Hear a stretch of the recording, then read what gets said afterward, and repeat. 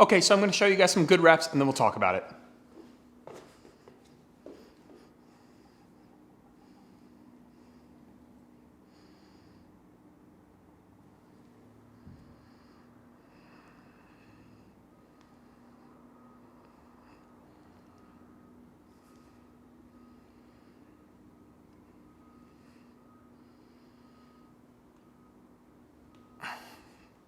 So when we're talking about a heel elevated split squat, we're talking about a quad dominant split squat, which means we're gonna be really emphasizing knee flexion and driving the knee out over the toe as you just saw.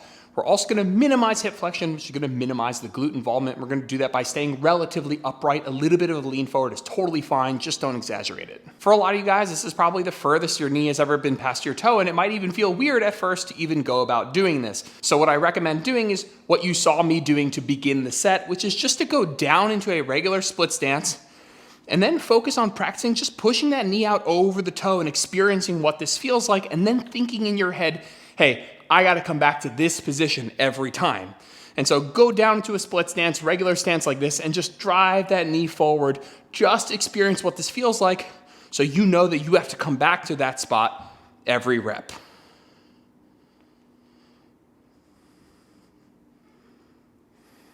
When it comes to choosing a stride length or how long your stance should be, there's really no perfect answer. It's about playing around with a couple different stances and finding out which allows you to get the most knee flexion without losing mobility in this backside hip flexor.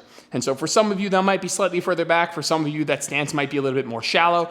But at the end of the day, I care mostly what's happening at the front knee, and that's you driving that knee out over the toe with a relatively upright torso. A little bit of lean is okay. Now, the most important tip to make this exercise a bit more natural is to think about moving like an escalator, not an elevator. And so you've seen me do a number of reps now, and you'll see that I'm actually traveling forward on a diagonal and then back up on a diagonal to this upright position.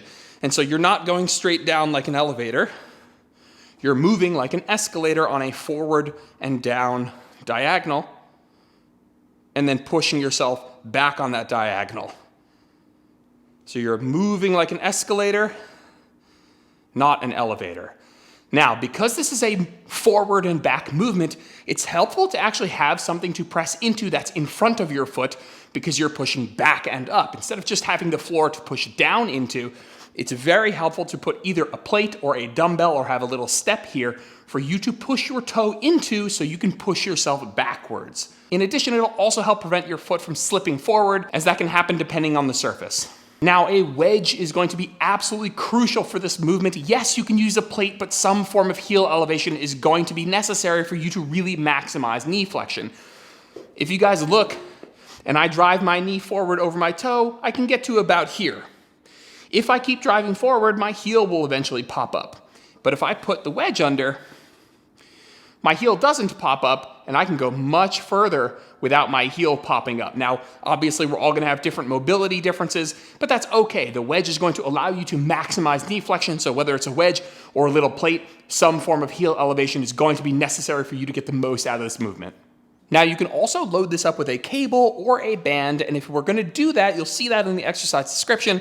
I want you to set up the cable or the band at the bottom or at the floor, and then you're just gonna set up the movement the same way with the weight in the same side as the working leg. So my right hand is holding the weight because my right foot is forward. And then you're just gonna let the cable or band pull you down into that forward escalator position and drive back against the load.